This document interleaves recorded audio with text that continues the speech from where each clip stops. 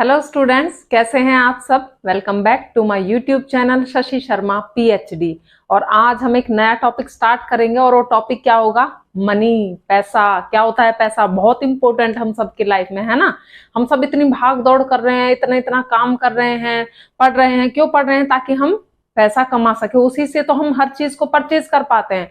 तो पैसे के बारे में, रुपए के बारे में, मनी के बारे में हम ये टॉपिक आज स्टार्ट करने वाले हैं।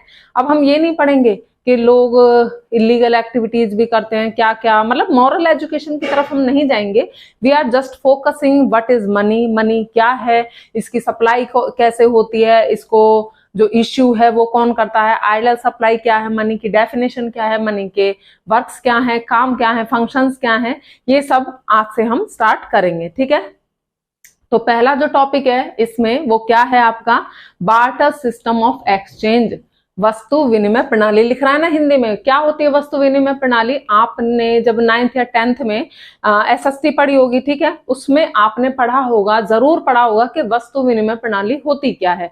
आपके हिसाब से क्या होगी वस्तु विनिमय प्रणाली?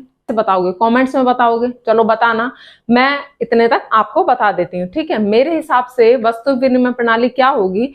मेरे पास कोई चीज है, ठीक है, और मुझे दूसरी चीज की जरूरत भी होगी। ये डेफिनेट है कि मैं अपनी सारी जरूरतें पूरा नहीं कर सकती हूँ, या मैं कितना भी किसी भी चीज का प्रोडक्शन कर लूं। जैसे टाटा बिरला, अंबानी है ना, जो अंबानी और अडानी बहुत पैसे वाले लोग हैं, वो भी हर चीज में सफिशिएंट, सेल्फ सफिशिएंट जिसको हम बोलेंगे, वो नहीं हो सकते हैं।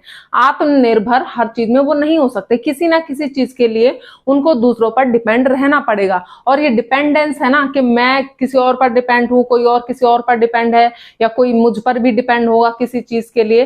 तो ये इंटरडिपेंडेंस की वजह से क्या होता है, ये सिस्टम, एक्सचेंज का जो सिस्टम होता है ना, विनिमय का जो सिस्टम होता है, लेन देन का जो सिस्टम होता है, वो क्या करता है? ग्रो करता है। और इसी वजह से कि हम एक दूसरे पर डिपेंड हैं, इंटरडिपेंड हैं, इसकी वजह से ही आपका मनी भी, जो पैसा है, रुपया है, ये क्या आया? चलन में आया था। ठीक है, तो अपने टॉपिक पर आते हैं। क्या है हमारा? बार्टर सिस्टम ऑफ एक्सचेंज, वस्तु विनिमय प्रणाली होती क्या है? वस्तु विनिमय का मतलब क्या होता है? लेन देन। वस्तु का मतलब समझते हो? गुड्स, है ना, कमोडिटी। ठीक है, और विनिमय का मतलब क्या है? लेन देन। प्रणाली, सिस्टम, ऐसा सिस्टम, ऐसी प्रणाली जहां वस्तुओं का लेन देन वस्तुओं से किया जाता है। Goods are exchanged for goods. जैसे फॉर एग्जांपल, ठीक है, मेरे पास एक खेत है और मैंने उसमें गेहूं पैदा कर लिए, ठीक है, गेहूं मैंने उगा लिए उसमें, और गेहूं इतने हो गए कि मैं मतलब अपनी जरूरतें तो पूरा कर ही सकती हूँ, और मेरे पास इतना भी बच गया कि किसी और को जरूरत हो तो मैं उसको भी वो दे सकती हूँ। अब क्या होगा? अब मैंने गेहूं तो उगा लिए, लेकिन क्या सिर्फ गेहूं से ही मेरा जो लाइफ है या 1 ईयर का जो टाइम है वो कट जाएगा? बिल्कुल नहीं कटेगा। मुझे कपड़ों की भी जरूरत पड़ेगी, मुझे सब्जी की भी जरूरत पड़ेगी, और भी बहुत सारी चीजें होंगी जिनकी मुझे जरूरत होगी। अब वो जरूरतें कहाँ से पूरी होंगी? आज क्या करोगे आप? मार्केट जाओगे, पैसा दोगे और खरीद लोगे, यही करोगे ना। लेकिन जब पैसा था ही नहीं, उस टाइम पे कैसे होता था? कैसे होता था उस टाइम पे? उस टाइम पे सिस्टम ये था, मेरे पास गेहूं ज्यादा है और सामने एक पर्सन है जिसके पास सब्जियां हैं, हरी सब्जियां हैं, तो मुझे उससे सब्जियां चाहिए, तो मैं उसको क्या दूंगी? क्या है मेरे पास ज्यादा? गेहूं ज्यादा है, तो मैं उसको गेहूं दे दूंगी, और उसके पास सब्जियां ज्यादा है तो मुझे क्या दे देगा? सब्जियां दे देगा। इस तरीके से जब वस्तुओं का लेन देन वस्तुओं से होता है, goods are exchanged for goods, उस सिस्टम को, उस प्रणाली को, उस व्यवस्था को हम क्या कहते हैं? बार्टर सिस्टम और ऑफ एक्सचेंज, वस्तु विनिमय प्रणाली उसको कहते हैं। क्लियर है? देखिए एक बार रीड कर लेते हैं।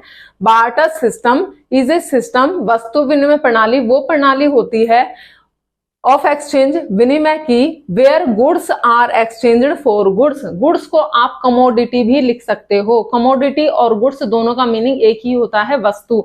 जहां वस्तुओं का लेन देन किससे होता है? वस्तुओं से ही होता है। मनी उस टाइम पे नहीं थी, हम सबको भी पता है कि पैसा उस टाइम पे था ही नहीं। ठीक है, तो वही लाइन लिखनी है। इन दिस सिस्टम, इस सिस्टम में मनी डजंट एक्सिस्ट, मनी का कोई एक्सिस्टेंस नहीं होता है, कोई अस्तित्व नहीं होता है। लोगों के दिमाग में भी नहीं था कि ऐसी कोई चीज हो सकती है जिसके बदले में हम हर चीज को ले सकते हैं। ठीक है, आज क्या है? आज हर चीज को आप मनी में मेजर कर सकते हो। ये पेन है, रुपए का है ना, ये व्हाइट बोर्ड है, रुपए का है, ये टी शर्ट है, रुपए की है। मतलब हर चीज को आप रुपयों में क्या कर सकते हो, मेजर कर सकते हो और रुपयों के बदले में हर चीज को बेच सकते हो और खरीद सकते हो। लेकिन जो बार्टर सिस्टम है उसमें ऐसा कोई भी चीज आपके पास नहीं थी। फिर क्या था वो मैंने आपको समझा दिया है, चीजों को चीजों से बदला जाता था। एग्जाम्पल आप इसमें एक लिखेंगे, कोई भी एग्जाम्पल आप लिख सकते हैं। मैंने इसमें क्लॉथ्स का और राइस का एग्जाम्पल लिया है, ठीक है। For example if you need rice, अगर आपको राइस की जरूरत है, मेरे पास क्या है, सरप्लस है क्लॉथ का। सरप्लस मतलब ज्यादा है मेरे पास कपड़े, मेरी जरूरत है तो पूरी हो ही रही है, लेकिन मेरे पास इतना भी है कि मैं किसी और को भी उसे दे सकती हूँ। जब मेरे पास सरप्लस क्लॉथ का और मुझे जरूरत किसकी है, चावलों की है, तो मैं किसी ऐसे बंदे को सर्च मारूंगी, ऐसे बंदे को ढूंढूंगी। अब उस टाइम पे गूगल नहीं था, ठीक है। कभी आप गूगल पे जाओ और सर्च कर लो कि भाई किसके पास चावल ज्यादा है, उस टाइम पे तो सिस्टम नहीं था। तो समाज में, सोसाइटी में ही हमें किसी ऐसे पर्सन को ढूंढना पड़ता था जिसके पास चावल तो है, ज्यादा चावल है, साथ साथ उसको किसकी जरूरत है, कपड़ों की जरूरत है, क्योंकि मेरे पास सिर्फ कपड़े हैं देने के लिए और कुछ है ही नहीं। आई बात समझ में। तो एक ऐसे बंदे को ढूंढना पड़ेगा जिसके पास क्या है, कपड़े ज्यादा हैं और जिसको किसकी जरूरत है, चावल की जरूरत है। जब वो बंदा मुझे मिल गया, you will find out a person who need clothes, जिसको कपड़ों की जरूरत है, and at the same time, और उसी टाइम पे have the surplus of rice, rice का उसके पास क्या है, आधिक्य है, सरप्लस है, ठीक है।